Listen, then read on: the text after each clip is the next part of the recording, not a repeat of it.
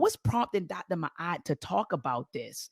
I don't feel like enough Black media is talking about the Israel Hamas situation.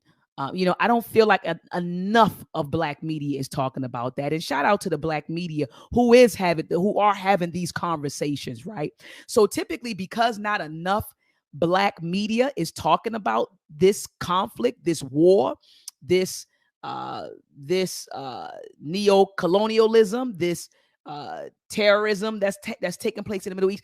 Now our people are inundated with the Western perspective, right? The European perspective, the Western perspective on what's happening, with our brothers and sisters, our Palestinian brothers and sisters. So anyway, I said, I'm gonna bring on the experts to help me unpack this. I've been listening and watching videos, and shout out to brother Haki Shakur. This brother has been going hard.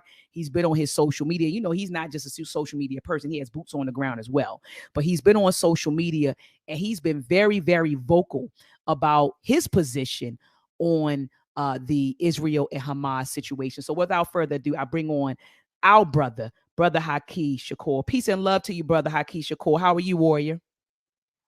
Peace and love, free the land. Revolutionary greetings, sister. Revolutionary greetings to you, warrior. I've been keeping up with you, man, and I appreciate, first of all of the work that you're doing. You're a very busy person. I thought I was busy. Until I started, looking around and looking at some of the stuff. And I only know a little bit, of course, what you show us on social media. But I said, this brother's busy. You're busy doing the work to free political prisoners here and everywhere. You're raising awareness of issues that are happening with our brothers and sisters all over the world. So you're doing amazing, amazing, amazing work. And so when I thought about this conversation, right, given a Black perspective perspective on what's happening with Israel and Hamas, you were one of the first people I thought about. I thought about you. I thought about brother Rakim Shabazz. That brother had brother Rakim Shabazz, and shout out to him. That was the brother that created the film, what was it, Elementary Genocide or something like that. Yeah. School to Prison Pipeline, that brother. But that brother has been very vocal too, about the same. You all kind of share similar views, and similar positions on things. So I said, well, I'm going to reach out to that brother as well. And then, when we talk about the history, I got to bring on my big brother, Baba Amin. And so I have reached out to you brothers and you were like, yeah, sis, put me down. But I want to start off by asking you this, brother Haki. Why should Black people care about what's happening over there in Israel, over there in Palestine? And I'm saying both because we know that it's a two-state territory. So I say both, even though I really just want to call it Palestine. But, they saying it's a two-state territory. But you have some Black folks that are like, that's their problem.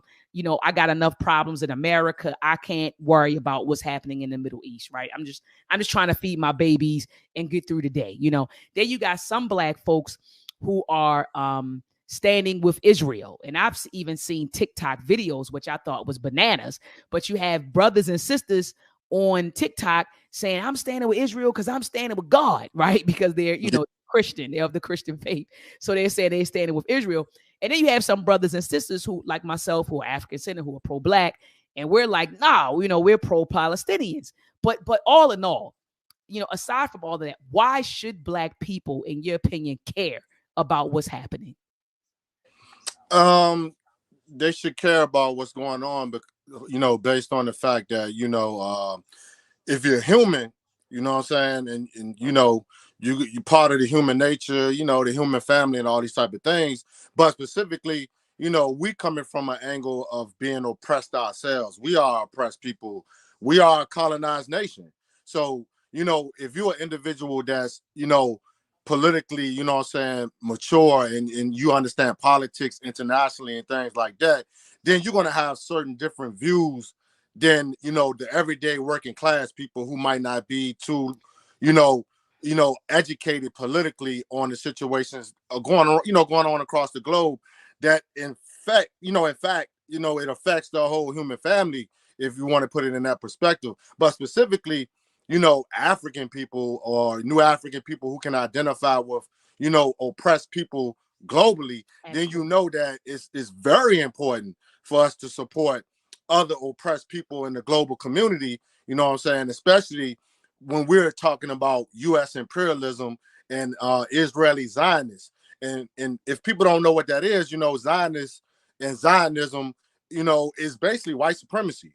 You know what I'm saying? So we all can identify with that. We're being oppressed by white supremacists every day. The United States of America is an imperialist white supremacist government. And I want people to understand this as well, is that when we're talking about Israel, we're actually talking about the United States as well. Come on, teach. Because Israel wouldn't exist without U.S. These are the same people. See, a lot of people walking around trying to separate the two, but no, these are the same people. You know what I'm saying? And this whole, I don't even like to call it a conflict or war. It's actually extermination. It's genocide on the Palestinian people. You know what I'm saying? Overall, because this is something that's been going on for 75 years. Even before the Israeli state came into existence in 1948, those indigenous peoples on that land, the Palestinians, have been, suffering from genocide from these people. So I just look at it like this: if you Black or African and things of that nature, you should be easily, identifying with oppressed people, because who's been more oppressed than African people? So if you seeing other, peoples, nation, or colonized peoples being oppressed, I think it's a duty for us to get into that struggle and stand in solidarity with those type of people, because like the elder Asada Shakur stated, she stated that any oppressed people in the global community that's being oppressed and they are resisting against those same oppressors, that is a victory or a blow to the tentacles of imperialism. So we should be supporting any oppressed group that's resisting imperialism, because that's a victory for us in the long run. Hold on, I gotta drop a bomb for you. I should have had it ready, because when you come on, brother Haki, when you come on, it's like fire.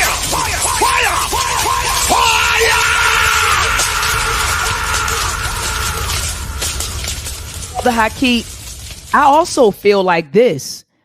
Our tax dollars are supporting the oppression of another group of indigenous people. You know what I mean? Like, the money that our tax dollars are literally funding this stuff. Our tax dollars are funding, and see, people don't talk about that part. Our tax dollars are funding the oppression of another people.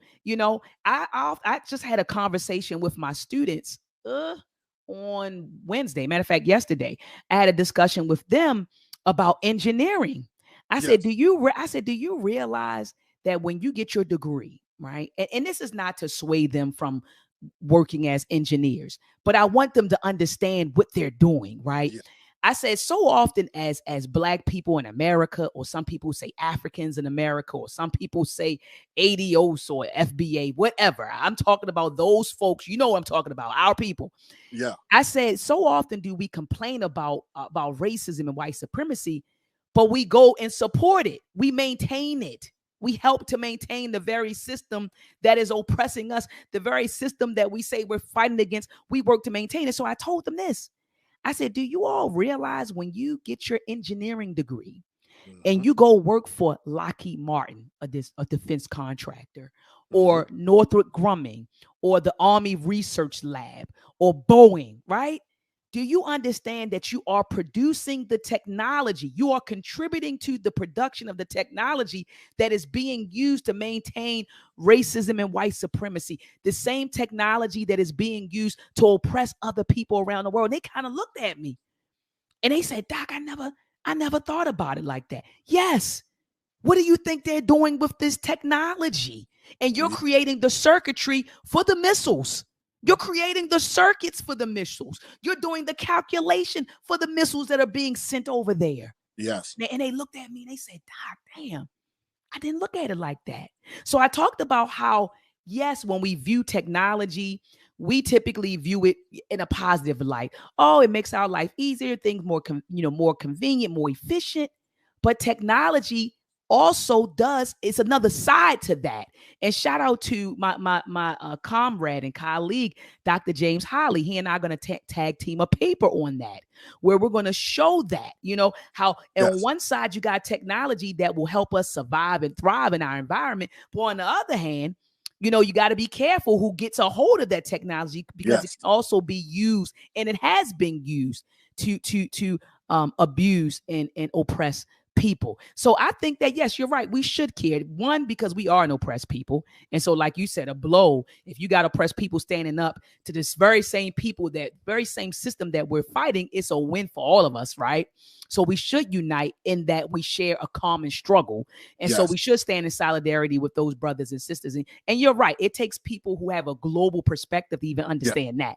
So I do agree with you on that. Two, our tax dollars are being used to fuel that Biden and them give Israel, I think it's like $40 million a year or something. Is it 40 billion a year? I know they send them money annually. Yes. That's how it's like 40 billion or 40 million. I don't know, but I know that they're sending them stuff. But that is our tax money. Those are our tax dollars being used to aid and abet what's happening to our Palestinian brothers and sisters. So yes, we should absolutely care. Now, I wanted to ask you this question, Brother Haki. Have you noticed, have you seen all of the propaganda surrounding this war? So, for example, like just looking at what CNN is reporting and Fox. And what I've noticed is that, and that's why I was telling my students, I quoted Malcolm X. I said, Malcolm X said, if you're not careful, man, the media will have the innocent looking guilty and the guilty looking innocent. And so what I've noticed in this media is that they're demonizing, the Palestinians, they're demonizing Hamas, and, they're painting this picture or this narrative as if Israel has never done anything.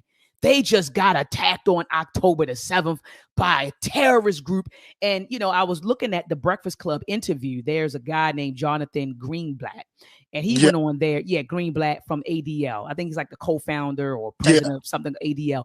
And so he sat there with Charlemagne and DJ Envy for about 51 minutes. And the first 30 minutes of the interview was very rough for me, because he sat there and he talked about all of the horrible things that, allegedly happened. And I'm not saying that this stuff didn't happen. I don't know. But he's talking about all of this stuff that happened to the Jews.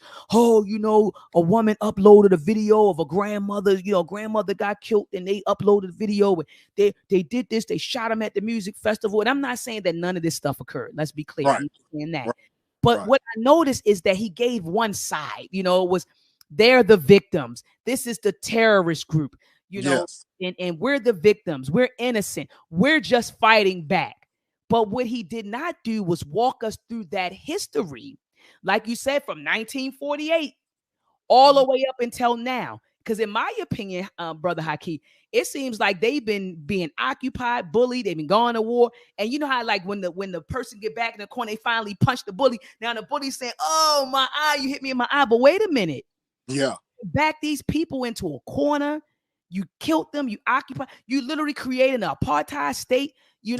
All sorts of stuff to these people. And then when they fight you back, bam. Now you crying. Oh, now you're a victim. And that's what I saw when I watched the interview. So, Brother Haki, could you walk us through that history? I know something happened 1948. I think that was the UNI. Then something happened in 1967. Then you got 1980s Hamas. Then the early 2000s, the occupation. But could you walk us through that history so people can understand that it wasn't this, it's not this thing that, Israel is just this innocent entity or these innocent group of people that have never done anything. So a lot of people don't know that history. So could you walk us through and tell us about the history between, the Palestinians and the Israels or the Jews? Yeah, right. Yeah, exactly. That's the most important part. I like to always tell people is that in order to understand this whole genocide and occupation, like you just stated, you have to go back and do the research and the history and do the chronology, find out what the chronology of this whole issue, what I'm saying, and how it came to be today. You got to go back and track it down and see why, what I'm saying, so many people are coming to, the solidarity of the Palestinians. And like you said, even the people who are, African people who are defending Israel. But, if you want to go back to the beginning of it, I would just say like this: we got to understand that a lot of this stuff comes from religious rhetoric as well. Facts. Come on. You can't leave that part out. Teach. Because this is where this whole Israel thing come from. Because to me personally, Israel don't exist for real. You Same. know what I'm saying? I'm with you. I'm with you. I'm with You know you what I'm saying? 100%. Hmm. You know what I'm saying? I don't know how many people, who overstand it from that view, but technically Israel don't exist. If you go back and do your homework and do the history, because Come we on. all know that land was called Canaan at first, the Canaanites. Then it transformed into the Palestinians, who are, they are the same people, the Canaanites and the Palestine people. These are actually the indigenous peoples of that land. And Facts. the most important thing for African people to understand is that these are your people. You know what I'm saying? You got to remember who the indigenous people are. You see what I'm saying? Who Teach. were who were on that land first, and then we know what happened over time. With all the breeding of people breeding with each other and things of that. You got the Palestinians you see today, the more lighter Palestinians and things of that nature. But our people got to understand that it's still a large Afro community, Absolutely. community in Palestine. That Absolutely. same media that you was talking about, that the enemy of oppressed people, that counterintelligence media, they don't show these individuals, they don't show these people, they don't put them on camera, but they exist in large numbers in the Gaza Strip. But to get to talk about the chronology of the history, you got to Mm-hmm. understand, tying in all this religious rhetoric and all that type of stuff. Now you have Europeans who actually wrote this stuff, who believes this stuff. They're Yep. coming out of Europe, they're coming out of Britain, they're coming out of Germany. They're identifying themselves as Jews, and things of that nature. So now you have what they call a country or a state by the name of Israel, but it's on a biblical type of timing. You know what I'm saying? Absolutely. So now they want to take that biblical Israel, which doesn't have nothing to do with the Zionist state of Israel. For people who don't know that, the biblical Israel has nothing to do with the Zionist state of Israel. These are two different Facts. things. These are two different, Facts.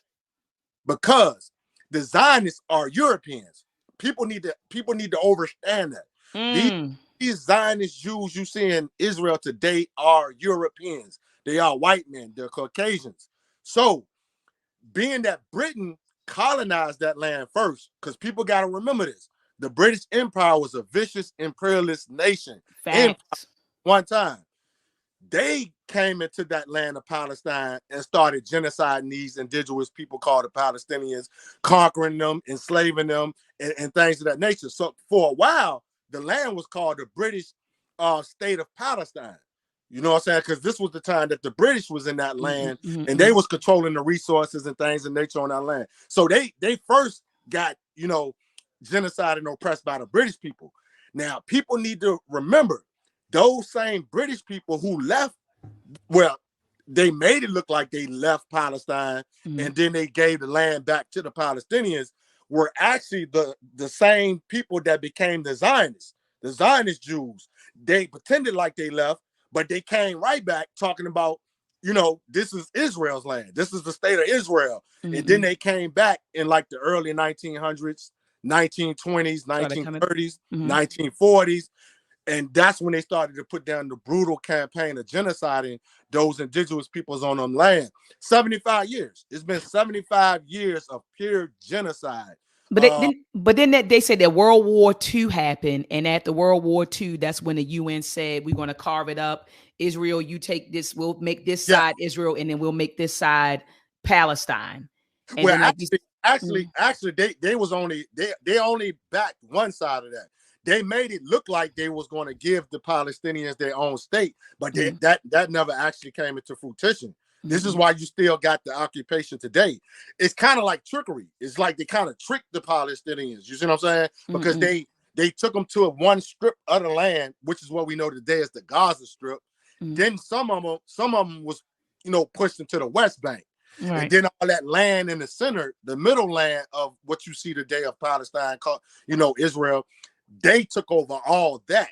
You know what I'm saying? And then they just basically, occupied the land, never honored none of the agreements on giving Palestine a state, a Mm, nation. So, and that's where we are today. It's that same struggle today, 75 years, the Nakba. That's mm, what they call the disaster, this genocide that's continuing to play out on the Palestinians. mm, mm, mm. And so, brother Haki, I'm sitting here thinking about all of our great leaders, Right. who stood with our Palestinian brothers. I was looking at all kinds of videos, and I had no idea, and I'm just speaking about me, just me personally. I had no idea how many people, and shout out to this particular brother. I'm gonna drop the link in the chat. He actually went through, he created an entire video going through or just describing how many of the people we hold in very high regard spoke out about, spoke out on behalf of the Palestinian brothers. He mentioned Huey P. Newton, the Black Panther Party, Yes. Angela Davis, even George Jackson. I know that's your guy, George Jackson. They say, I think George Jackson, when he was inside, he wrote a poem, and he mentioned it. Nelson Mandela, Malcolm X. They said a lot of people, that we again hold in, James Baldwin, right? They said a lot of people that we hold in high regard, even hip hop artists. And I did not realize how in the 90s, how many people, Talib Kweli, certain artists would mention, the Palestinians and what their struggle was going. And our leaders recognized that connection between their struggle and our struggle. What do you think the disconnect is in 2023? Because there is a disconnect. Like I'm looking at Brother David, and shout out to Brother David Williamson. He said, never cape for people who will spit on us. So where's this disconnect?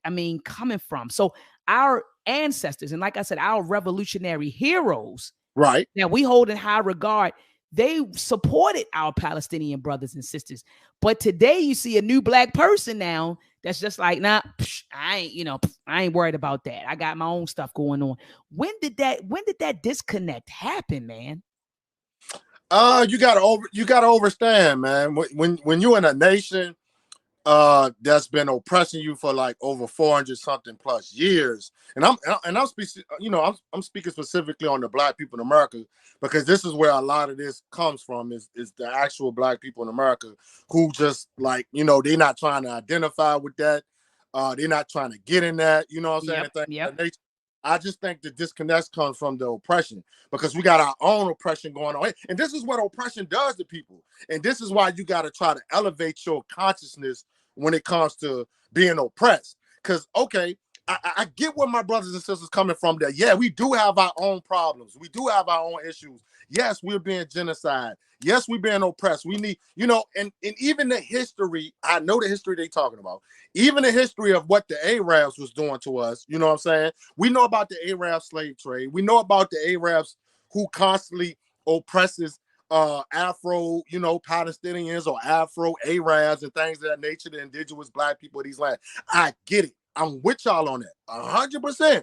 And that's something that we got to deal with as well. We're not telling you to ignore that aspect. I want people to understand that wherever we're being oppressed, we're going to stand up against it, even if it's against the people that we're standing in solidarity with that's being oppressed. You know what I'm saying? We're going to address these issues. But the key to it all is that you got to understand, we're in the belly of the beast, right? Yes, we are. America is the belly of the Western imperialism and the Western empire. You see what I'm saying? So if we're in the belly of the beast, like I said earlier, there's no people on this planet who can identify more with oppressed people than African people. Fact. You know what I'm saying? Fact. So if you're seeing other people being oppressed, that should make you feel some type of way. You know what I'm saying? At the end of the day, and they're being oppressed by the same people who oppressed your ancestors and enslaved them for 400 years. So you should be trying to get with people who are trying to destroy the same people who are still destroying you on the American continent. You see what I'm saying? Mm-hmm. So it's all about having this international consciousness, this international consciousness. If you don't got international political consciousness and understanding why we must, stand in solidarity with other oppressed people, then I really can't really explain it no more than that. Then you got to look at it. Some people are just going to be that way. You know what I'm saying? And that's okay. I'm not even going to go against my brothers and sisters who don't want to join the solidarity with Palestinians and things of that nature. I mean, cool. You know what I'm saying? But I'm still going to try to make you see why. You know what I'm saying? We need to, get into these struggles internationally at the same time, because we're trying to get free as a nation too. So why are you not identifying with other nations? See, I think that's where the disconnect comes in, because you got to understand, a lot of misnomer Black African Americans in America don't see themselves as a nation. Facts. I think that's where the disconnect come in right there. See, if we can get them on nation building, understanding that we are a colonized nation as well, then they can see the picture better. And I agree with you that we don't see ourselves as a nation. And because of that, we can't relate when other nations are oppressed. Because like you said, we don't see it's just like, oh, them, they over. So like you said, they are a nation of people being oppressed. And we can't connect with it, like you said, because we don't even view ourselves as a nation of people. Yeah. A lot of us don't even think we're oppressed. You got some black There folks that really don't even think we're oppressed. They're like, what are y'all talking about? Dr. My brother Haki crazy. They war. Y'all at war? Yes, we've been at war since we stepped foot on these goddamn shores.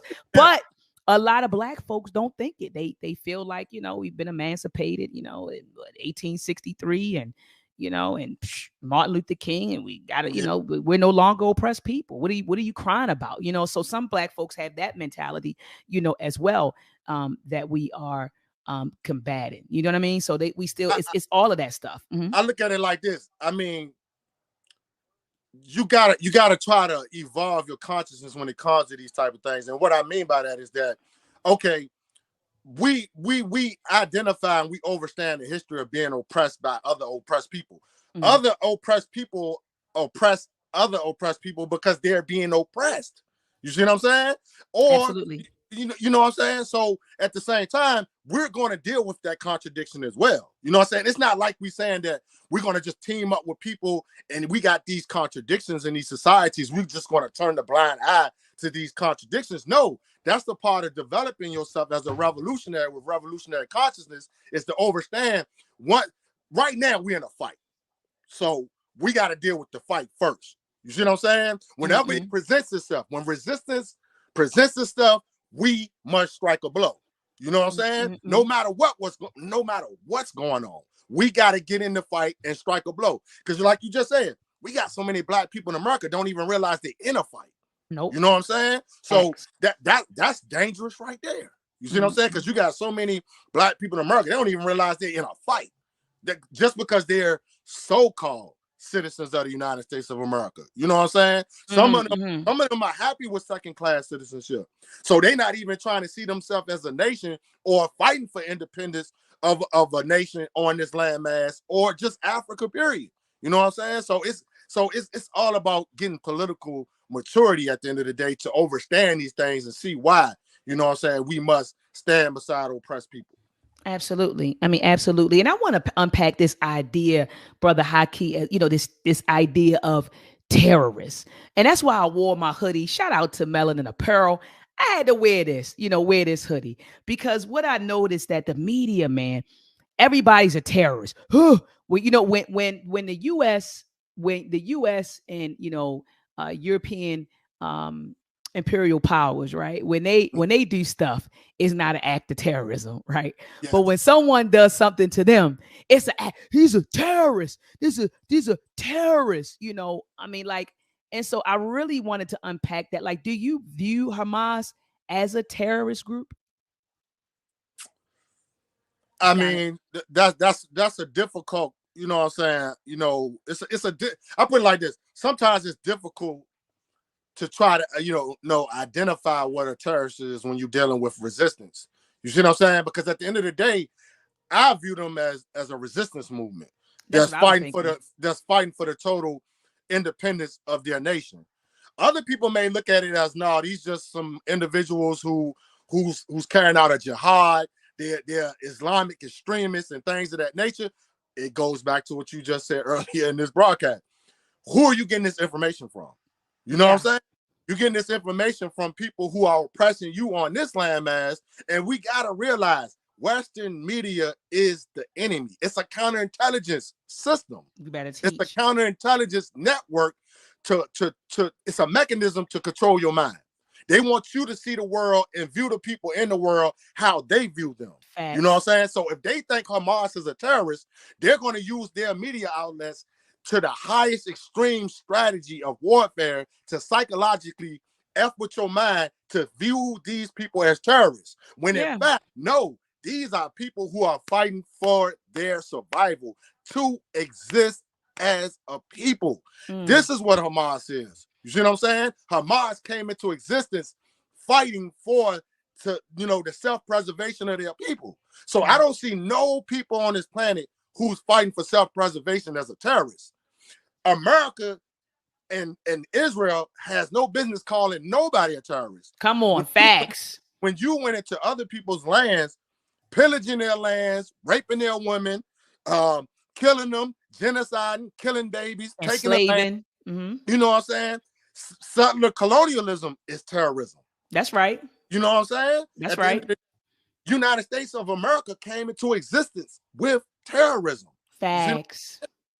Facts. Facts. Today, who's the real terrorist? So no, my advice to people, don't fall for the technology of Western imperialism media, because that is a part of their strategy in their conquering and their colonialism and their imperialism on the planet.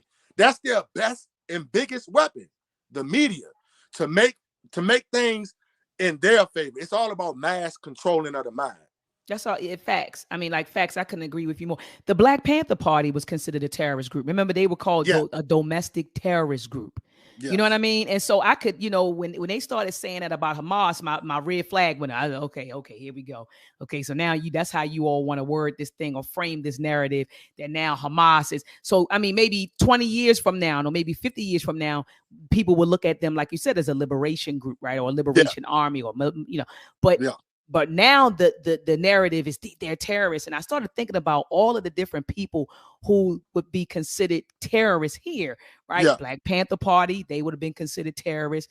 Nat Turner, he would have been a terrorist. Yeah. So many people, terrorists, you know what I mean?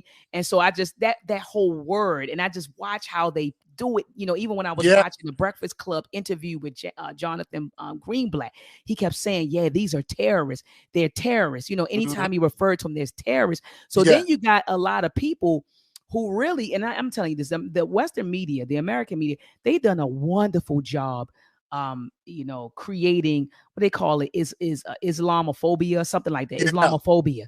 So soon as you say Middle East, and soon as you say Arab, Middle East, or terrorists, you get what I'm saying? They connect all of them. Islam, if you say Islam or Muslim, and then you call them Muslim, they will say, the American population say, get them, kill them, we'll send out, we don't care about, because they've done a great job demonizing Arab people, people who practice, Islamic faith, Muslims. Right. They've done a great job brainwashing folks to really view, when people think of terrorists in the United States, they think of the Middle East folks. They think of Middle Eastern people. Automatically. So when you got Biden and them wanting to send aid over there, the U.S. is like, yes, people are really backing them. You get what I'm saying? Because of how they view them, and they view them through the lenses of Western media. Yeah, Western media is their biggest weapon. And I'm glad that, because at the end of the day, you know what I'm saying? Again, who on this planet can identify with that labeling more than the Black people here in America? You know what I'm saying? You got to think about it. Ever since we were brought here, what were they calling us?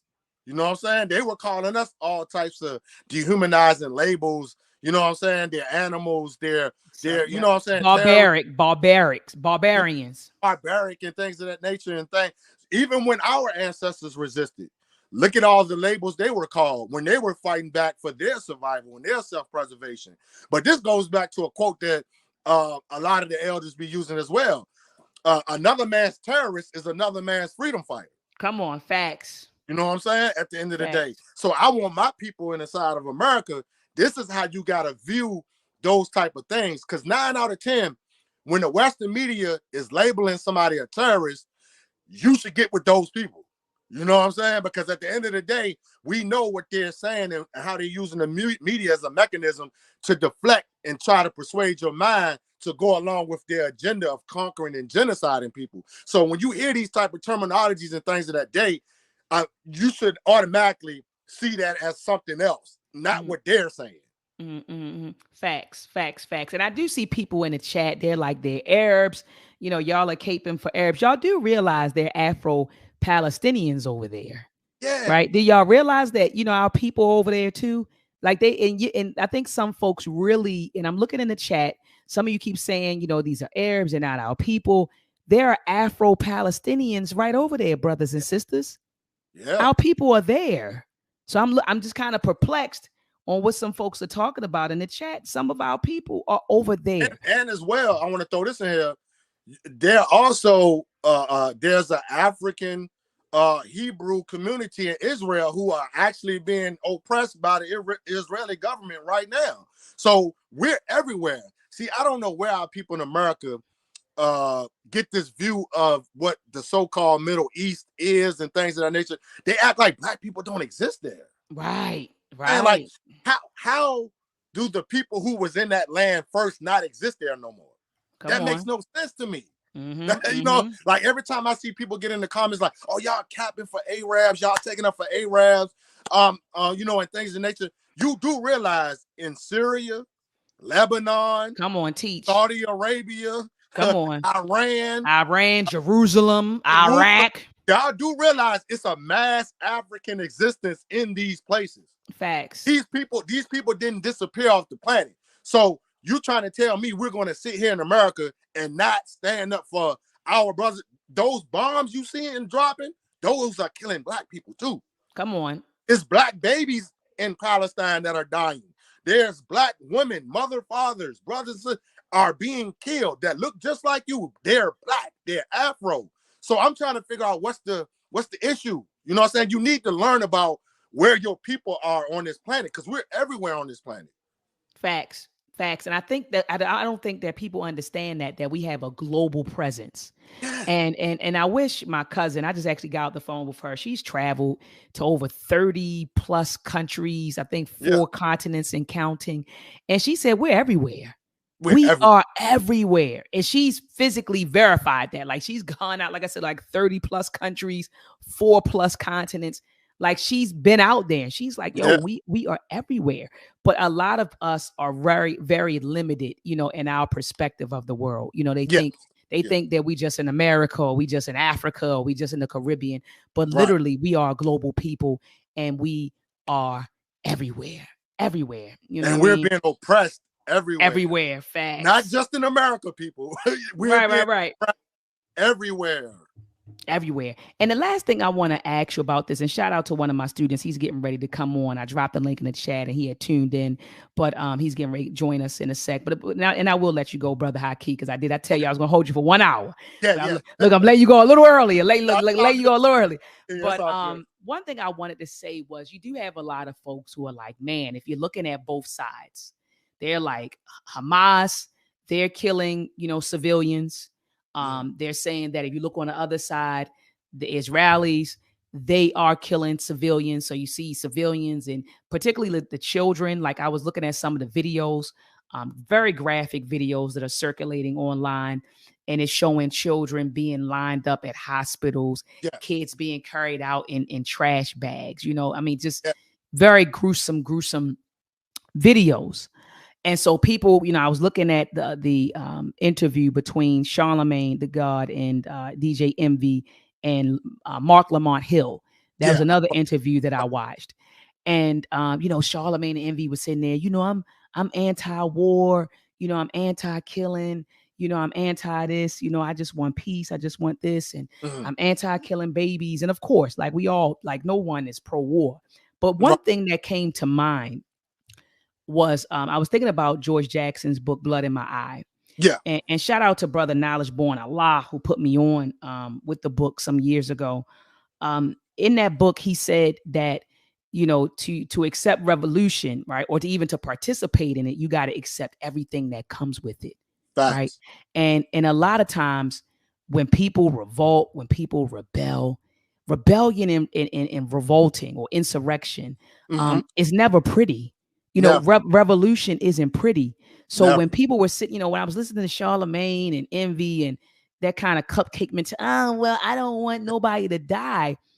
That's just not realistic. When you're fighting for your freedom, when people are trying to get free, when people are fighting for their right to self-determine, right, to self-determining. So, when people are fighting for that, they're fighting for liberation, they're fighting for sovereignty. It's not going to be pretty. People are going to die. Men, women, children, elders. People are going to die. George Jackson talked about death. He talked about imprisonment. He talked Yes. about starvation. He Yep. talked about homelessness. He said, so to accept revolution is to accept everything that comes with it. Yep. And it's not going to be a pretty thing. Nope. But a lot of us have this idea, I'm a fight, but then when it's time to get locked up, I don't want to go to jail. Yeah. Yeah. I'm a fight. When someone says you're fired, I don't want to lose my job. Right. You know, it's like, what are we doing here? Like, do we really understand? I don't think, Brother Haki, that we really understand what revolution is and what we need to do to achieve it. Right. Because you may lose your job behind it. You may get locked up. You may die. You may starve. You may become homeless. Yeah. Are you really ready for that? And if you're not, don't call yourself a revolutionary. That's just my opinion. Don't call, if you can't accept everything that comes with it, then just stay out of it. You get what I'm saying? But when you see these people fighting, people are going to get blown up. And I'm not saying it to minimize what's happening over there on both sides. But when you got people, man, fighting for their right to self-determine, fighting for their right to survive, to live, you know, people going to die. Yeah. And it's not going to be a pretty thing, Brother Haki. You see what I'm saying? Yeah, I mean, a prime example was what Malcolm X said in his great speech. He said, "Revolution is bloody. It's not pretty." You know what I'm saying? And like you just said, if you can't understand that reality of what revolution is and things of that nature, you know what I'm saying, understanding what comes with it, then you shouldn't participate in it. You know what I'm saying? At the end of the day, because at the end of the day, if you're a person that's truly fighting for freedom, then you already have in your mind to understand what's at stake. You know what I'm saying? What's going to happen? What's going to come with revolution and freedom and things of that nature? But it goes back to what I said earlier in this broadcast. Is like so many of our people in America are Americans. I got to throw this out here. Throw it out there. They have an American mind. And what comes with American mind is being spoiled. They're spoiled at this point. You know what I'm saying? Because don't get me wrong, these things are happening in our society because we're being murdered by a police state now. You know what I'm saying? Every day, Black people are getting gunned down every day by this police state of the United States of America. But for some reason, Black people in America don't see it like what's going on in Palestine and things of that nature. So I feel like it's a disconnect when it comes to the conditions and things of that nature and what war is and what revolution is when it comes to Black people in America. Because, okay, we're become so, adapted to how the police killing us here and things of that nature. Oh, it's just another Black man dead from the police, these things.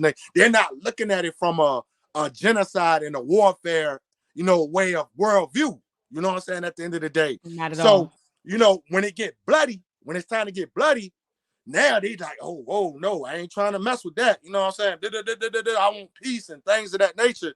It's just because they just don't see that. They don't understand warfare and what's the cause of warfare and revolution at the end of the day. They don't realize revolution is bloody. You know what I'm saying? And that's why you got to go back and study history. Because look at what your ancestors was doing on this landmass. Come on, you better talk about it.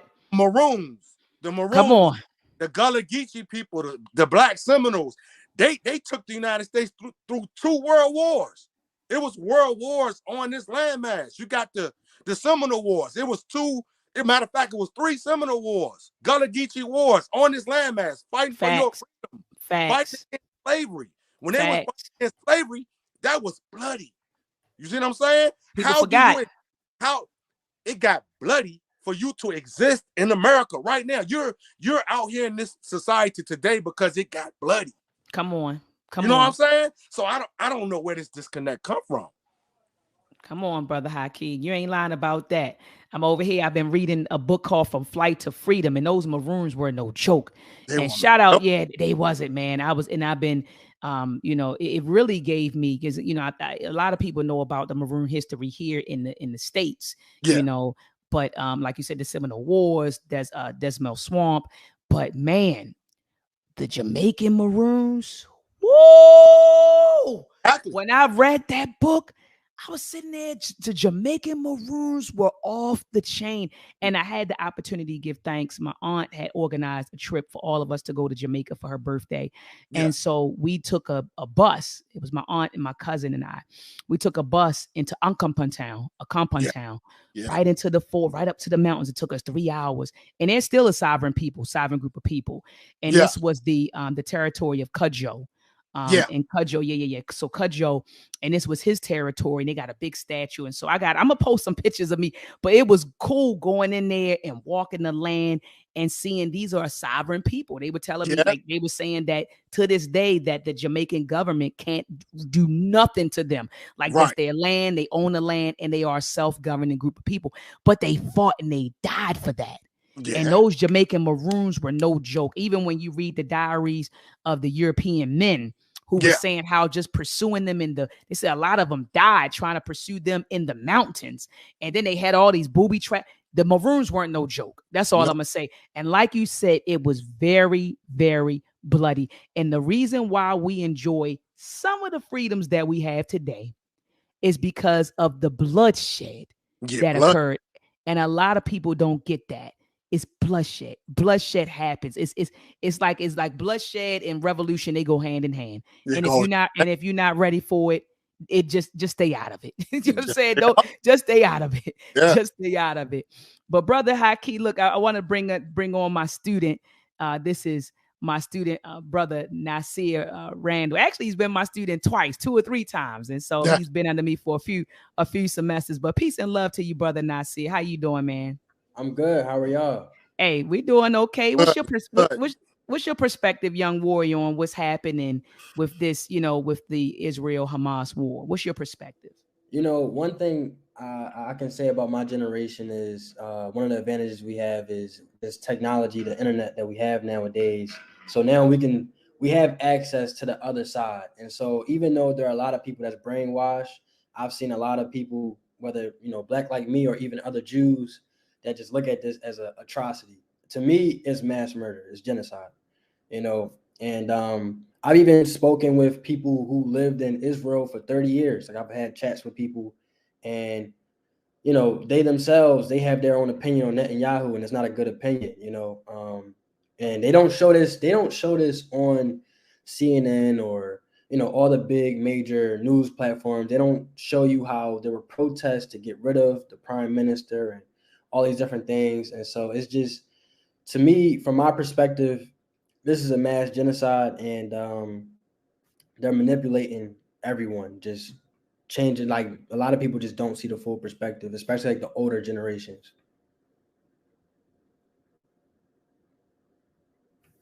Myself, I say, you say you feel like the older generations don't see the full perspective. What do you mean by that? What do you mean, Like, as in terms of, I know I had to even have a talk with my mom because she doesn't know all these things, right. She respects my opinion though. So she came to me and asked me, "Hey, I know you keep up with this stuff. Like, what's going on?" And when you only have access to the news, especially if you only watch one side of the news, you're not going to get the full picture.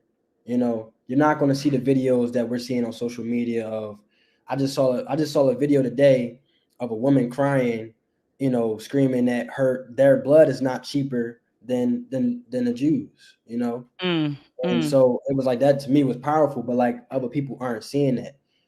And I think one of the points y'all brought up was very important. Talking about how there's Afros in Palestine and how they're not just Arabs. I think a lot of people, when you watch the news, you just view these people as just Arabs. You don't view it the same way you view as America.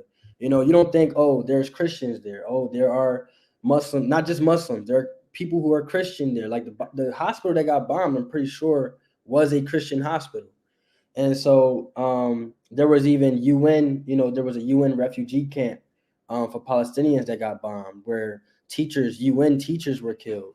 And so it's just, a lot of people aren't up to date on the facts, and you're just getting this one story, this one side of the media. And I just don't think, if you don't have, like, us, the younger generation, what we have, which is access to both sides, then your opinion is going to be warped. No, absolutely. I mean, I couldn't agree with you. I couldn't agree with you more. But let me ask you a question, young war, if you don't mind me sharing this with Brother Haki and the audience. You mentioned traveling, and you were saying how because of your name, and you are a Muslim, is that correct? Yes. And so you have personally experienced Islamophobia. Yes. Yep. Oh, When I yeah, was could you, so I was traveling back from Vietnam, and we had a layover in Germany. It was a emergency layover. We had to land there, and so my name was randomly selected to get checked. Out of everybody, this was a really big plane. randomly, huh? I randomly got selected to get checked, and I knew they probably didn't have my face, but they saw my name. My name is Nasir. It's a Arabic name, and so they pulled me to the side. They did this whole little process where they dusted me off to see if if I had any residue or anything like that. They checked my bags, and obviously there was nothing there. But it made it more apparent to me because over on the West, like in America, you know, we get profiled as black people, but the Islamophobia, like for someone like me that doesn't look Arab, it doesn't happen all the time because people don't look at me and go, he's Muslim. And so when I was over there closer to the east, it was very apparent to me. It was like, okay, I see now what people deal with over here. And it's very similar to what we have over here as black people. And that's why when people don't share the sentiments of, you know, when you see these injustices, it puzzles me because I'm just like, how do you not see this and not feel some type of way about it? Right. Like you said, because you see the similarities, you see the Exactly. similarities, and so you're like, hold on, we go through that, and Yep. so that's what Brother Haki and I was talking about, like just that disconnect, and like you just said, young warrior, how do you see people going through exactly what you going through? I don't want to say exactly, but going through similar things that you go through, and not feel empathetic, right? Not feel sympathetic or empathetic to what they're going through. And so, anyway, before I let you go, this is my last question because we're gonna wrap it up in 3 minutes. How did you feel when I talked to you all on Wednesday? I think it was yesterday when we had this. Was it yesterday, Nasi, or Monday when we talked about technology? And I said that as Black engineers, we got to think about that when we go out here and we're working for defense contractors, that we are aiding and abetting the oppression of other groups of people, that we are contributing to the maintenance of racism and white supremacy. How did you feel about me telling you all that?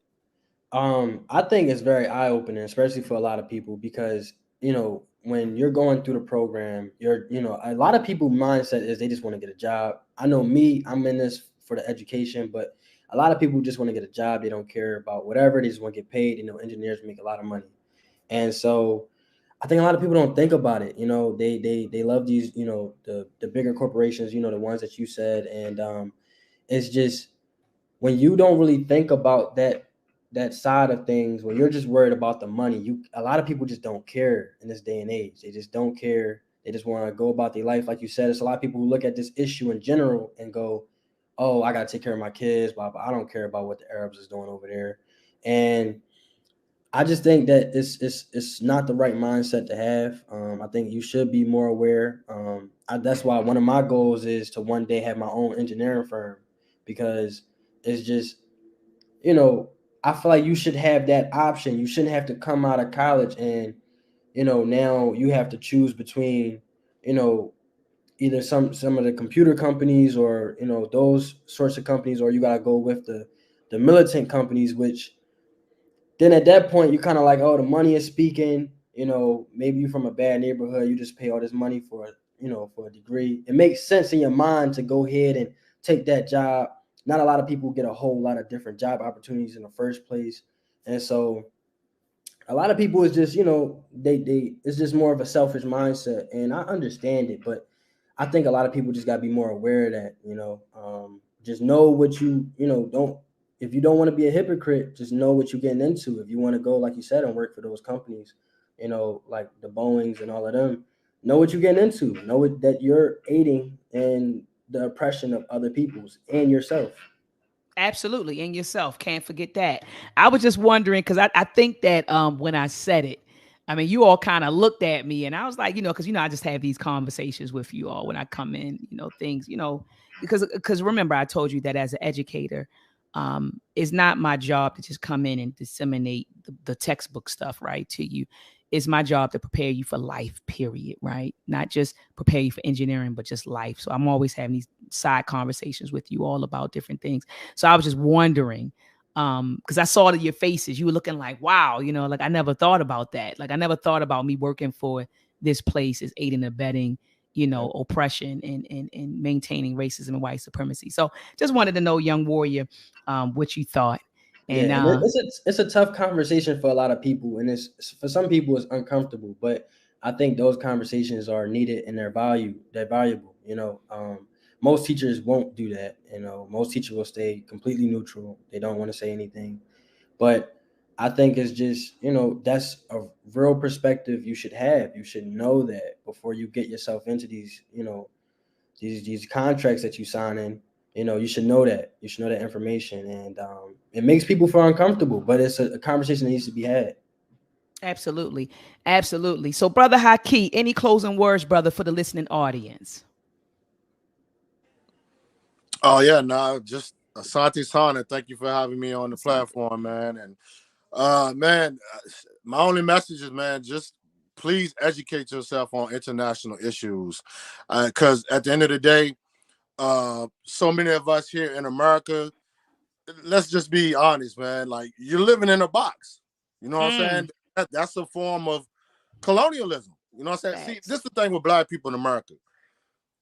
Just because they think that they have some kind of, equal, so-called equal rights as an American and things of that nature, they don't realize that they still suffer from symptoms of colonialism because you're still colonized. You're colonized because you don't have no land. You don't have no independence. You're occupied at the end of the day. We're being occupied at the end of the day because at the end of the day, we're still going through a form of segregation because you still got our people, they still in ghettos, they still in housing projects and things of this nature. So you got to understand that's a box on your mind. So when you're fighting that oppression every day in this box inside the Empire of America, you're not even caring about what's going on outside of America. You know what I'm saying? At the end of the day. So a lot of these views and a lot of these opinions and things of that nature, it's just a symptom of our own colonialism at the end of the day. So they not trying to see outside the box called America. So at the end of the day, I just ask people, who watch this, this broadcast thing of nature, please educate yourself on international issues and things of that nature because we're everywhere. We're not just in America. Black people exist everywhere. So you got to get in a line and educate yourself about this so you won't be left out of other people being oppressed that actually affects you at the same time because we're all being oppressed. So I just leave on that note. Educate yourself on international issues and politics.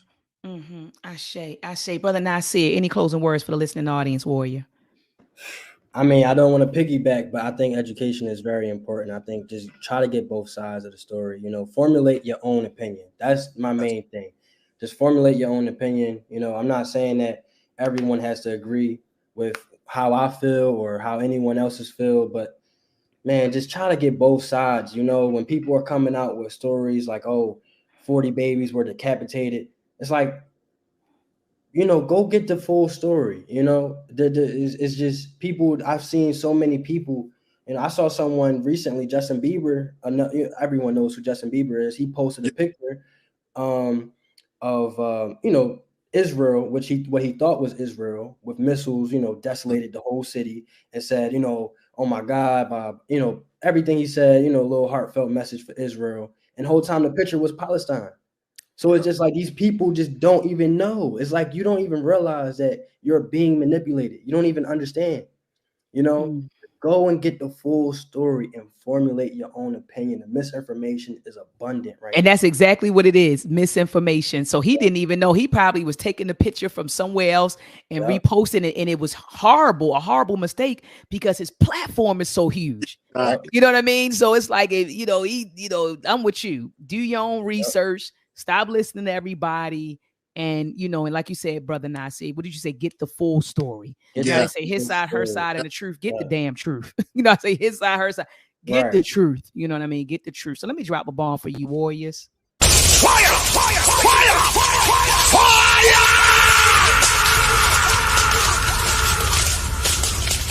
people in the building tonight live. Family, take a moment to thumb up this video. Thumb it up, thumb it up, thumb it up.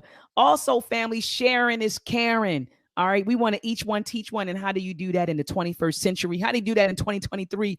You share it on your social media platform. So if you're on Facebook, post a link. If you're on Twitter, tweet the link. If you're on IG, throw it in your story. I know Brother Haki, he's good with making clips. He made a clip. The clip that went viral on IG the last time he was on here. And I got to take some clips from the last time you were on here, Brother Haki, and start posting them on my social media as well. But family, take a moment out to throw these clips in your story, links in your story. Let's get the word out. Again, tonight we offered a Black perspective on the Israel-Hamas war. And I love what Brother Haki said in the beginning. And I'm going to bring Brother Ankh on probably this Sunday to unpack this. When he was like, it's not really a such thing as Israel. He said, I don't even want to call it that. Because because he's talking about those collections of myths. I don't want to offend anybody in the chat. I know I probably did. But a lot of folks think that it really was this place. And it is not. It's that place in that book, yes, but outside of that book, it wasn't. Even and then Brother Haki, we can even, I know we closing out, but I'm sitting here thinking about people saying that, you know, there were slaves in Egypt. You go over to Egypt, they looking at you like it was nobody ever. It was no millions of Jews enslaved here. Like, so it only exists in that book. You know what I mean? It only exists in that book. And so I loved earlier when you were just like, nah, like it's not even, I don't even want to call it Israel. Like that's not even what it is. There's no such thing. But you know, in these people's minds, they really believe that it is this was this place, you know, where, you know, they believe it, that's theirs, it's their holy land in their minds, you know, that's what they really believe. And so I do want to bring Brother Ankh on to talk about the religious undertone of this whole war. I think we definitely need to unpack that. And like you said, going all the way back to them, the Holy Land and Moses and them. And it goes all the way back and just telling that story. And so anyway, I do want to thank the folks who came in. Thank you so much for thumbing up the video. Thank you for sharing the video. Also, family, if you haven't subscribed to my YouTube channel, be sure to subscribe. Come on over to Dr. Oya Edwa Maat. Subscribe to my YouTube channel. Hit the notification bell so that whenever I go live, you will be notified. Also, family, join me back here tomorrow at 7 p.m. Eastern Standard Time. I have the adjustment, I think they're called the Adjustment Syndicate. These brothers, young brothers, are coming on tomorrow to talk about battling anti-African and anti-science, you know, and that's what they've been doing, battling anti-African folks and anti-scientist folks. So anti-science folks. And so anyway, we're going to talk about the importance of that. Why should we be battling these narratives that are floating around on social media and even, you know, in the community? So we're going to talk about the importance of that and fortifying our community against misinformation, disinformation, and malinformation. So anyway, family, if I don't catch you on tomorrow, if you don't catch me tomorrow at 7 p.m. Eastern Standard Time, join me back here on Sunday. Again, I'm going to call Brother Ankh and see if he can come on to help me talk about this war from a religious standpoint. So Brother Haki, thank you so much for coming on, Warrior. Brother Nasir, thank you for coming on, Warrior. You all chat, peace and Black power to your family. Peace and Black power. Peace.